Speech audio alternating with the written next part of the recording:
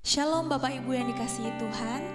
Puji nama Tuhan. Saat ini kita akan mulaikan ibadah kategorikal ministry. Saya mengajak Bapak Ibu sekalian, mari sama-sama kita berdoa. Terima kasih Bapakku yang baik. Pada hari ini Tuhan, kami mau mulaikan ibadah kategorikal ministry. Tuhan pimpin sertai ibadah kami ini. Kami menyerahkan kehidupan kami ke dalam tangan-Mu. Kami rindu Tuhan menaikkan syukur kami, sembah kami hanya kepada Engkau. Terima kasih Bapa yang baik. Dalam nama Tuhan Yesus, haleluya, amin. Engkaulah gembala kami yang baik, yang selalu menuntun kehidupan kami. Bapa yang selalu menyertai kami. Terima kasih Tuhan.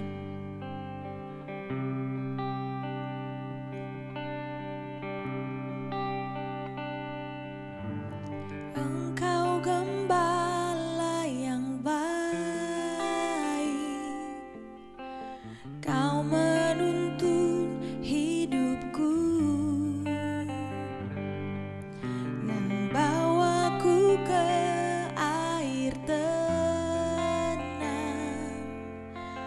menyegarkan jiwaku. Sekalipun ku berjalan dalam lembah kekelaman, tak akan gentar ku melangkah, sebab Engkau besertaku.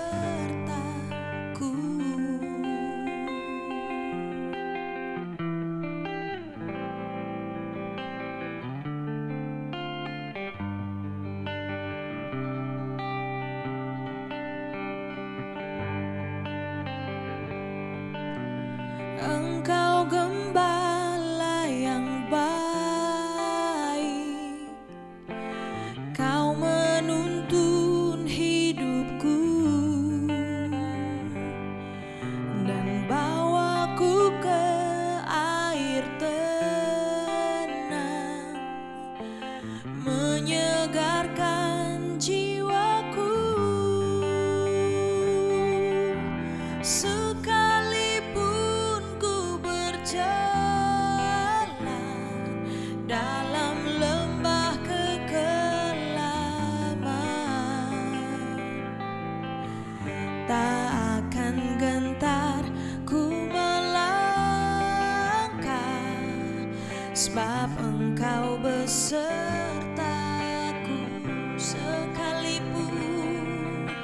Sekalipun ku berjalan dalam lembah kekelaman, tak akan gentar ku melangkah, sebab Engkau besertaku. Oh, sekalipun ku berjalan dalam lembah kekelaman, tak akan gentar ku melangkah, sebab Engkau besertaku. Tak akan gentar ku melangkah, sebab Engkau besertaku.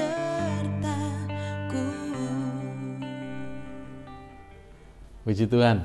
Shalom Bapak Ibu yang dikasihi Tuhan. Selamat malam jemaat KKR yang dikasihi dan diberkati Tuhan.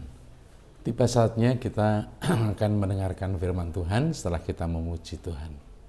Mari kita sama-sama tundukkan kepala, kita berdoa. Bapa dalam surga, segala puji, syukur, hormat kami naikkan padamu Tuhan, atas kemurahan Tuhan yang Tuhan berikan atas kami. Kami percaya setiap pujian kami sungguh-sungguh menyenangkan hati Tuhan. Tiba saatnya Tuhan kami menerima berkat firman Tuhan. Urapi kami semua, layakkan kami semua. Kami buka hati kami, Tuhan tolong kami, buka pikiran kami. sehingga kami bisa memahami setiap kebenaran firman yang kami terima pada malam hari ini. Kami sambut firman Tuhan di dalam nama Tuhan kami Yesus Kristus. Haleluya. Amin. Puji Tuhan, Bapak Ibu. Pada malam hari ini akan saya sampaikan perihal perintah dan janji. Haleluya. Puji Tuhan. Kita ini saat ini hidup dalam dunia yang dibanjiri sedemikian rupa begitu banyak janji. Baik yang ada di televisi maupun di media-media sosial. Misalnya sebut sajalah YouTube atau Instagram, atau yang begitu populer dan baru saja dibuka kembali oleh pemerintah yaitu TikTok. Nah, kesemuanya ini adalah, saya boleh katakan, corong janji yang begitu diumbar untuk disampaikan kepada masyarakat termasuk kita. Tapi bukan saya mendiskreditkan media-media sosial ini, tetapi seringkali media sosial ini dipakai sebagai untuk menebarkan janji yang semu. Kenapa saya katakan semu? Karena janji itu, kalau kita memenuhi syarat tertentu, maka janji itu akan diberikan kepada kita. Tetapi kita harus melalui proses sedemikian rupa, membayar ini dan itu, dan seringkali syarat-syarat ini kemudian dimanipulasi sedemikian rupa, kemudian untuk mengambil keuntungan dan merugikan masyarakat pada umumnya. Kalau kita tidak hati-hati, kita bisa terjerat di sana. Tetapi Bapak Ibu yang dikasihi Tuhan, sangat berbeda dengan janji Tuhan. Janji Tuhan di dalam firman Allah mengatakan itu adalah ya di dalam Yesus Kristus Tuhan kita. Tinggal kita mengatakan amin. Maka terjadilah janji itu. Dan Tuhan senantiasa, saya ulangi, senantiasa menepati janjinya. Dia tidak pernah mengingkari janjinya, apalagi melupakan janjinya. Tuhan adalah Tuhan yang setia untuk menepati janjinya. Dan kalau toh pun kita harus menerima janji itu melalui syarat tertentu, syarat yang diberikan Tuhan untuk kita, itu adalah syarat yang betul-betul tidak akan menjerat kita. Karena semuanya untuk kepentingan kita. Nah, sebaliknya, setiap syarat-syarat yang diberikan itu sangat sederhana. Apa itu? Hanya melakukan perintahnya. Di dalam Alkitab, yang paling menonjol kisah yang bisa kita dapat adalah kisah Abraham. Abraham menerima janji Tuhan setelah dia melakukan perintah Tuhan. Setelah perintah itu dilakukan, maka janji Tuhan digenapi dalam kehidupan Abraham. Demikian pun bangsa Israel. Keadaan serupa diberlakukan Allah, janjinya itu berlaku bagi bangsa Israel. Dengan catatan, selama bangsa Israel taat akan perintah Tuhan. Nah, kuncinya di sana. Tuhan akan memberikan janjinya, apa itu? Penyertaan. Tuhan akan menggenapi janjinya, apa itu? Pemeliharaan, pembelaan. Itu adalah janji Tuhan yang dinyatakan, digenapi dalam kehidupan bangsa Israel. Dan Tuhan membuat semuanya itu begitu mudahnya. Asal bangsa Israel dengan taat melakukan perintah Tuhan, maka janji itu digenapi di dalam kehidupan bangsa Israel. Sampai kepada pembelaan Tuhan ketika bangsa Israel menerima ancaman dari bangsa yang lain, Tuhan akan memberikan pembelaan. Tuhan akan menjamin keselamatan, Tuhan akan menjamin keamanan bangsa Israel. Nah, oleh sebab itu dibutuhkan relasi dengan Tuhan. Ini cukup sederhana. Memang kata relasi dengan Tuhan, hubungan dengan Tuhan itu memang sederhana.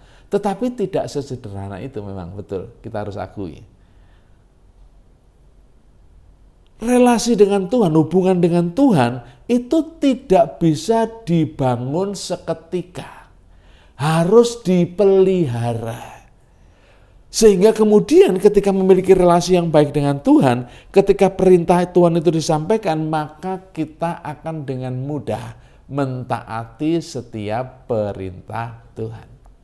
Nah, ketika perintah itu dilakukan, maka janji itu akan digenapi. Nah, dua hal ini, memang disebut dua hal, tapi menjadi satu kesatuan yang tidak bisa dipisahkan. Dan ini harus berjalan seimbang, seperti halnya hak dan kewajiban.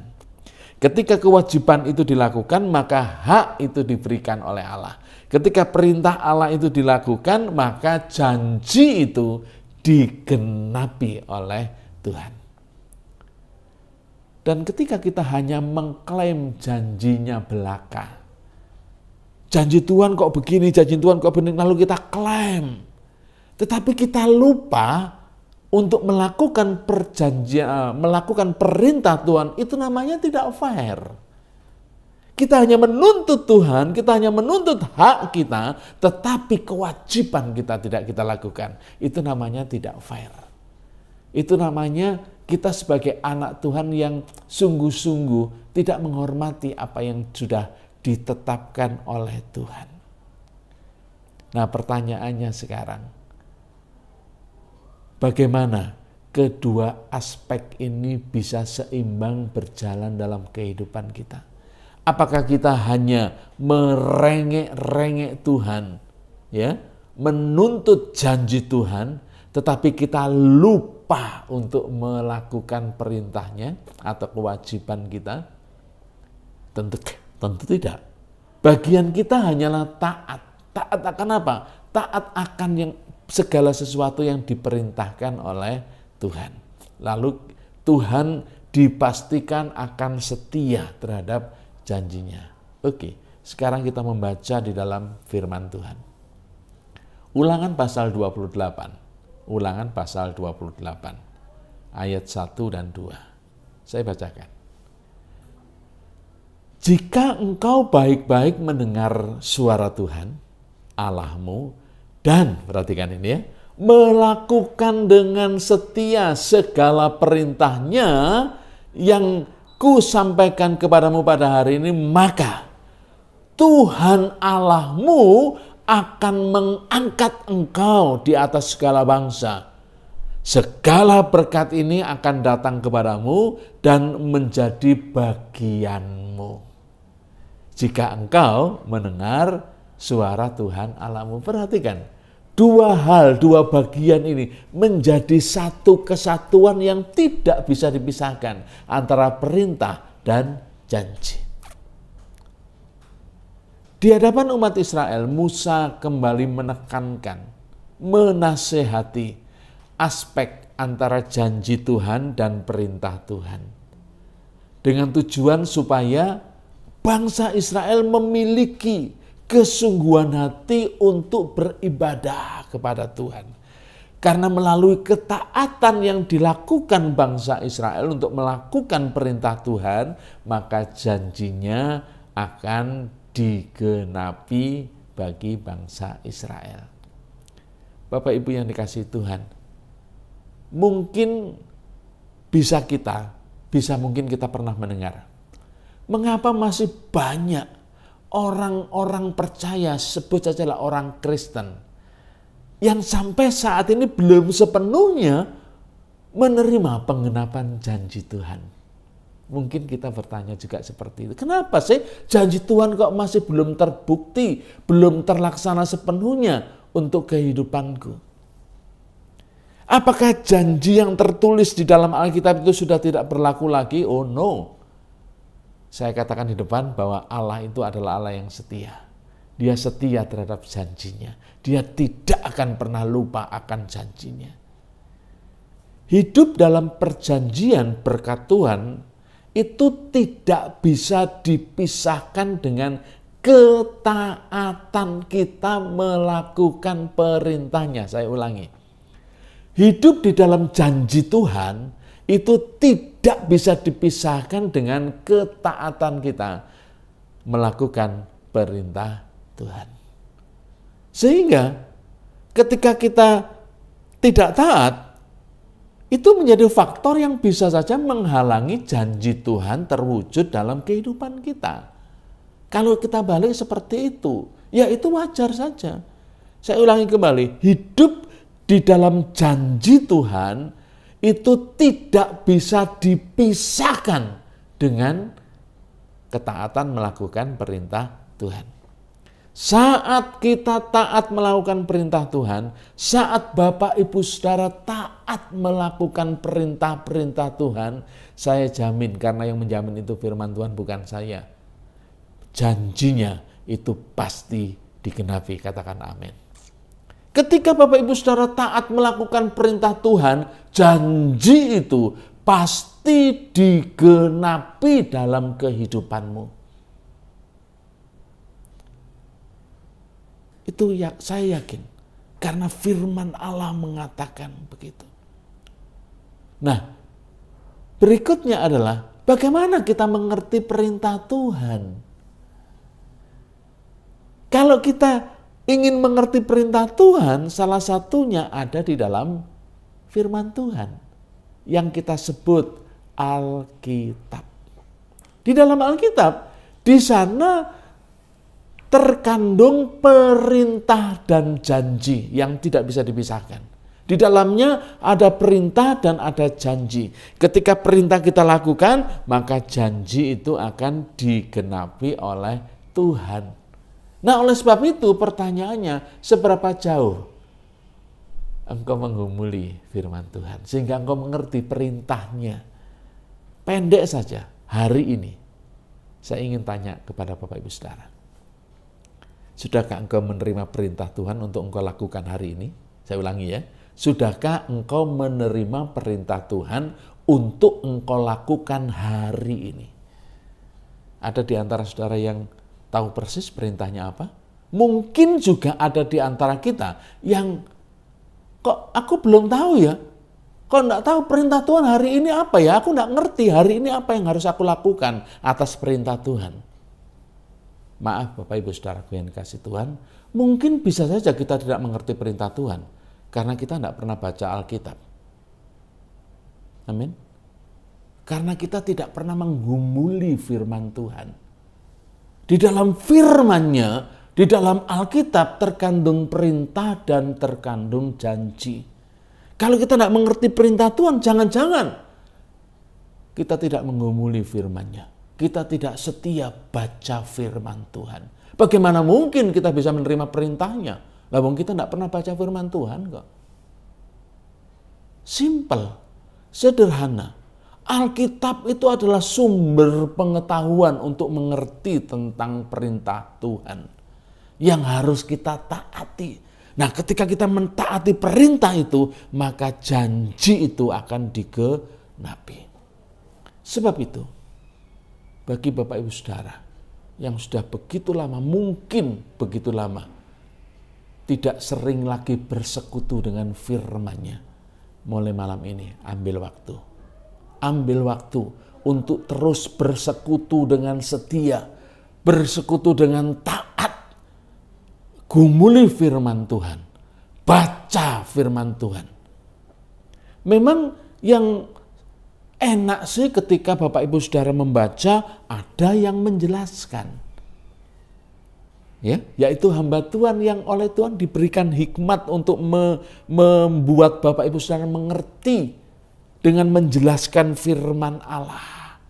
Dan itu bisa Bapak Ibu dapatkan ketika kita ada dalam persekutuan, ada di dalam ibadah.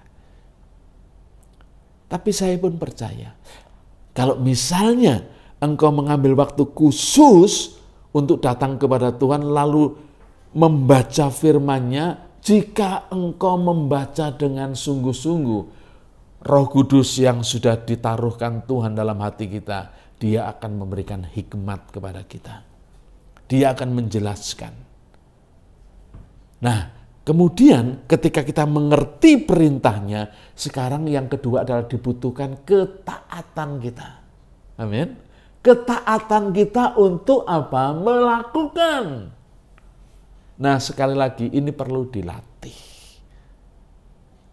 Dan ini tidak kemudian malam ini Bapak Ibu Saudara membaca firman-Nya, lalu kemudian dengan taat bisa melakukannya. Karena begitu banyak tantangan-tantangan, baik dari dalam diri kita maupun dari luar. Ketika kita mau taat melakukan perintahnya, saat itu muncullah tantangan-tantangan, sehingga kita gagal melakukan perintah Tuhan. Kalau kita gagal melakukan perintahnya Tuhan, sudah pasti janjinya itu pun tidak akan digenapi.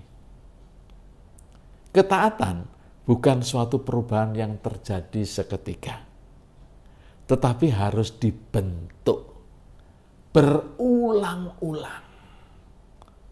Dilakukan berulang-ulang sehingga menjadi suatu kebiasaan atau habit kita. Ketika itu menjadi suatu kebiasaan, rasanya kalau kita tidak melakukan firman Allah atau perintahnya dengan taat, rasanya kok kurang lengkap. Lalu yang ketiga, ketika kita melakukan firman Allah, dibutuhkan ketaatan, ada juga yang melandasi. Coba baca dulu dalam Yohanes pasal yang ke-14. Yohanes pasal 14 ayatnya yang ke-15. Ayat ini tidak panjang tapi pendek. Jikalau kamu mengasihi aku, kamu akan menuruti segala apa? Perintahku, kata Tuhan Yesus. Jadi, di dalam melakukan perintah Tuhan tidak semata-mata kita mengejar janji agar janji itu digenapi, tetapi harus didasari dengan yang namanya kasih. Saya ulang baca ya. Jikalau kamu mengasihi aku, kamu akan menuruti segala perintahku. Tuhan mengatakan begitu. Jadi landasan untuk melakukan perintah Tuhan bukan semata-mata kita mengejar janji, tetapi karena kita mengasihi Tuhan.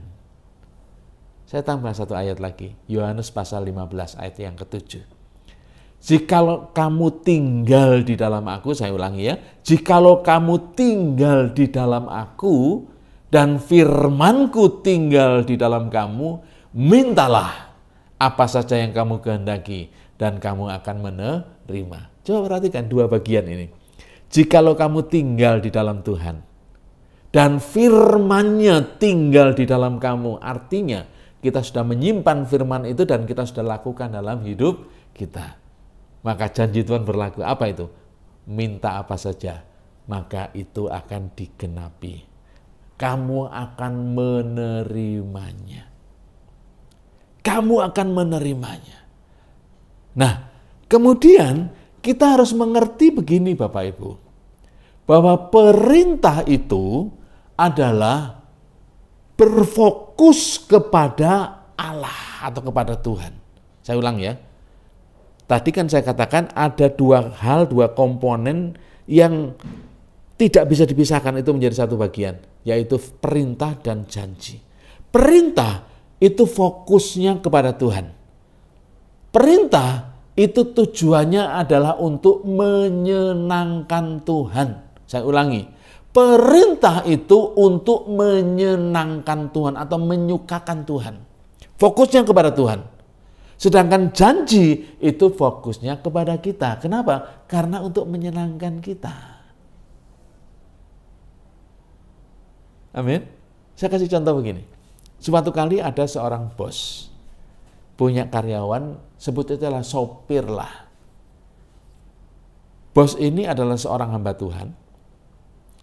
Ketika dia melayani, dia bilang sama sopirnya, sebut saja lah misalnya Pardi, mohon maaf kalau ada nama yang salah. Pardi, nanti aku tugas kurang lebih sekitar 2 jam atau lebih. Kamu boleh tidur saat aku nunggu aku.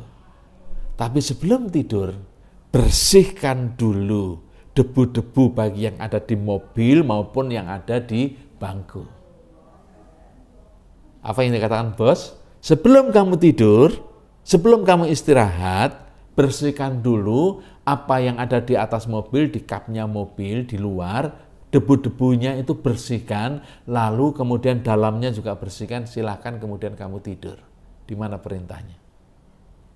Perintahnya adalah bersihkan dahulu.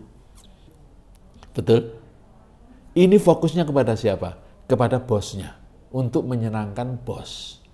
Lalu kemudian bosnya mengatakan begini selanjutnya, kalau ini engkau lakukan setiap engkau mengantar aku, engkau lakukan ini, engkau bersihkan debu-debu yang ada, setiap hari engkau lakukan ini, bulan depan gajimu aku naikkan. Di mana perintahnya? Perintahnya untuk membersihkan. Lalu janjinya, perintahnya itu untuk menyenangkan, untuk kepentingannya bos itu. Janjinya apa? Janjinya, kalau dilakukan dengan setia, lakukan dengan terus-menerus, dengan disiplin, maka bulan depan akan dinaikkan gajinya. Saya tanya, janji ini berfokus kepada siapa? Janjinya berfokus kepada sopir, untuk menyenangkan sopir. Melakukan sesuatu untuk dibersihkan, itu fokusnya kepada siapa? Kepada bos. Perintah, itu fokus kita kepada bos kita, yaitu Tuhan. Ketika kita sudah melakukan itu, maka berubah menjadi janji. Nah, saat menjadi janji itulah janji untuk menyukakan hati kita. Puji Tuhan. Saya coba simpulkan firman Tuhan pada malam hari ini. Lakukan firman Allah dengan setia. Membaca firman dengan setia agar kita mengerti perintahnya. Kalau kita mengerti perintahnya, kita bisa melakukan. Kalau tidak mengerti perintahnya, apa yang dilakukan? Lalu yang kedua, lakukan firman Tuhan. Bukan berfokus semata-mata untuk janji, tetapi melakukan firman Allah atau perintah Tuhan atas dasar karena kita mengasihi Tuhan. Lalu yang ketiga, perintah itu fokusnya kepada Allah, untuk menyenangkan Tuhan, untuk menyenangkan bos kita yaitu Tuhan. Lalu ketika berubah menjadi janji, itu akan berfokus menuju kepada kita. Puji Tuhan. Kiranya jemaat Tuhan KKR boleh menangkap pesan firman Tuhan pada malam hari ini, ya. Setialah membaca firman Tuhan untuk mengerti setiap perintahnya, lakukanlah sehingga setiap janji Tuhan terbukti menjadi nyata, digenapi dalam kehidupanmu. Puji Tuhan, mari kita tundukkan kepala kita berdoa. Terima kasih ya Bapa. Bersyukur pada malam hari ini, Engkau bukakan kepada kami, untuk kami boleh semakin setia, semakin taat, untuk melakukan firman-Mu, melakukan perintah-Mu. Bukan semata-mata karena kami menuntut agar janji itu Engkau buktikan kepada kami, Engkau genapkan kepada kami, tapi semata-mata karena kami mengasihi Engkau. Roh Kudus tolong kami sehingga kami bisa menangkap setiap firman dengan benar, untuk kami boleh lakukan dalam setiap kehidupan kami. Berkati anak-anak-Mu, jemaat KKR dimanapun berada, berkati kehidupan secara pribadi, keluarga, pekerjaan, diberkati oleh Tuhan. Perlindungan daripada Tuhan turun. Segala hal yang baik terjadi dalam setiap kehidupan jemaat-Mu ya Tuhan. Terima kasih Bapa. Sebentar Tuhan kami akan berpisah. Kiranya berkat Tuhan turun atas kami semua. Baik berkat jasmani maupun berkat-berkat secara rohani. Bapak Ibu yang dikasihi Tuhan, sebelum kita berpisah, terimalah berkat dari Tuhan. Tuhan memberkatimu, Tuhan melindungimu. Tuhan menyinarimu dengan wajah-Nya dan memberikanmu kasih karunia. Tuhan menghadapkan wajah-Nya kepadamu dan memberikanmu damai sejahtera. Anugerah dari Allah Bapa, cinta dan kasih dari Tuhan kita Yesus Kristus, penyertaannya yang manis, yang luar biasa dan yang sempurna. Melalui Roh Kudus-Nya menyertai kita semua, memberkati kita semua malam ini bahkan sampai selama-lamanya. Sampai Tuhan Yesus Kristus datang kali yang kedua.